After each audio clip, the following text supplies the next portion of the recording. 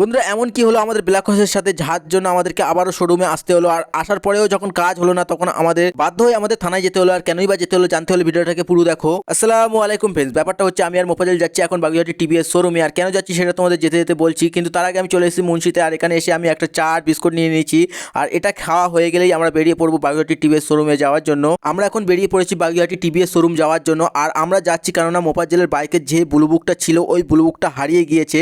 আর আমরা শোরুমে ফোন করেছিলাম, শোরুমের লোক বললো আমাদেরকে শোরুমে যেতে, তাই আমরা এখন শোরুমে যাচ্ছি। আর দেখি আমাদের ব্লু বুকটা কীভাবে আমরা আবার ফেরত পাই। আমরা এখন চলে এসেছি বাগুইহাটি শোরুমে। আর দেখি এখন কি করতে হবে, যেটা করলে আমরা আবার নতুন ব্লু বুক পেয়ে যাব। আমাদের শোরুমে কথা বলা হয়ে গেছে। আর শোরুমের লোক বললো আমাদেরকে থানায় একটা জিডি করতে হবে, আর জিডিটা নিয়ে আমাদের এখানে আসতে হবে। নতুন করে আমাদের ব্লু বুক হবে, আর কিছু খরচাও পড়বে।